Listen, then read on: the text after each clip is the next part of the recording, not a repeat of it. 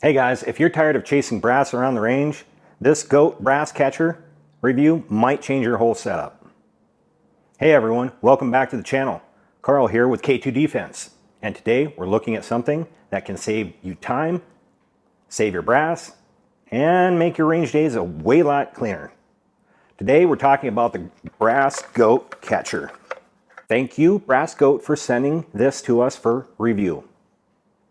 If you've ever stopped shooting just to crawl around in the dirt looking for brass, you know how annoying that is. Today we're breaking down what brass catchers are, the types on the market, price ranges, and why the Brass Goat stands out from the rest. Let's jump into it. A brass catcher is a simple device that mounts to your rifle and catches the spent brass that normally flies everywhere. It keeps your range clean, saves you time during cleanup, and it's awesome for anyone who reloads and wants to keep their brass. It's also nice if you shoot around other people so they aren't getting pegged with hot cases. And if you shoot on private land or in the woods, it helps you leave no trace. There are three main types that you'll run into. First is a mesh bag catchers. These are usually made from heat-resistant mesh. They attach with Velcro onto the rail. Brands like Caldwell make popular versions. They're light, they can hold a decent amount of brass, but sometimes they sag or get misaligned, which can cause malfunctions. Secondly is rail-mounted bag catchers. These use Picatinny mounts and tend to be stronger and more stable. The frame inside keeps the bag open so brass drops in easily. Third is a hard shell hopper style catcher. This is where the Brass Goat fits in. Instead of a soft bag, you get a rigid container that snaps onto the rifle and gives the brass a large opening to fall into. Instead of a soft bag, you get a rigid container that snaps onto the rifle and gives the brass a large opening for the brass to fall into. There's no sagging, no melting mesh, just clean brass capture. Most brass catchers cost between $8 and $80 at the time that I've shot this video. Most mesh catchers are usually cheaper. Hard shell and rail mounted systems cost more but are more durable and reliable. Brands you'll often see include Caldwell, Tackstar, CV Life, Glory Fire, and of course, the Brass Goat. So, who makes Brass Goat? The Brass Goat is made in the USA by Magwell Mounts, based out of Indiana. It's made for AR-15 and AR-10 rifles using a standard mil-spec lower. That's really important because it won't fit some billeted lowers due to thickness differences. So how does a Brass Goat work? The Brass Goat uses a two-piece system. Number one is the mount that snaps directly onto the magwell. Number two is the hopper that slides into the mount and acts like a big rigid magazine for catching brass. There are no screws, no tightening knobs, just click it in place and go. Shooters say it's solid, quick to attach, and easy to customize if needed. What do I mean by customize? Well, some people need to trim or modify the edges to clear certain optic mounts. And a couple of things to note.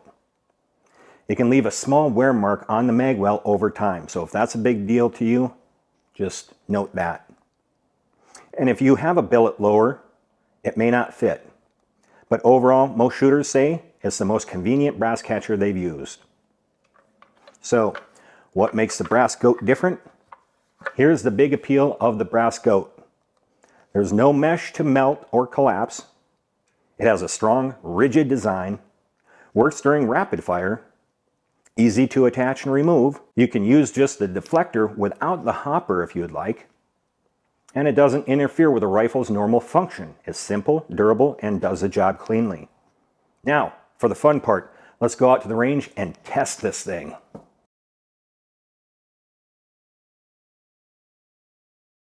All right, so I'm out here on the range. We're gonna take a look at the Caldwell, I call it diaper, but the brass catcher.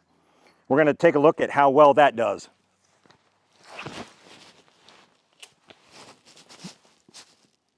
Going hot.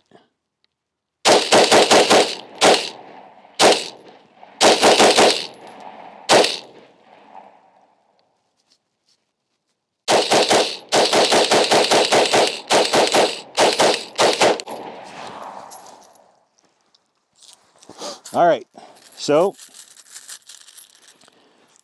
30 rounds seems to be holding up.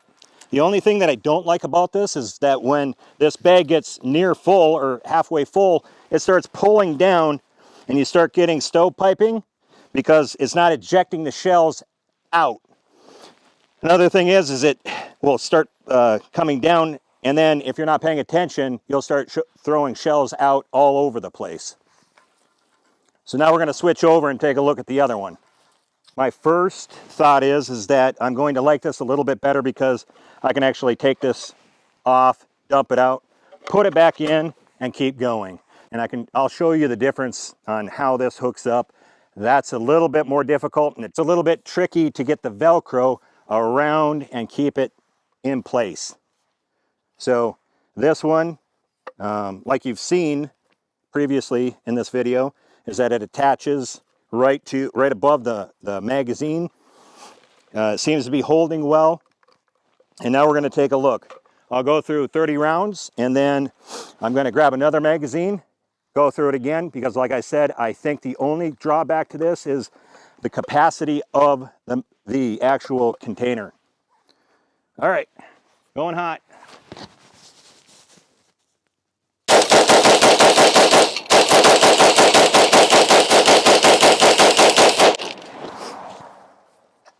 All right, so that was 30 rounds. I'm gonna put in another magazine and let's see how much we can actually fill this thing up before I have to empty it. All right, I've changed my magazine, got another 30 rounds. I don't see, yeah, I can already start seeing them. They're about right here. So I think, again, like I said, it's just gonna be a capacity thing. It's not gonna be any functionality piece of it that's gonna be an issue. So let's take a look. Going hot.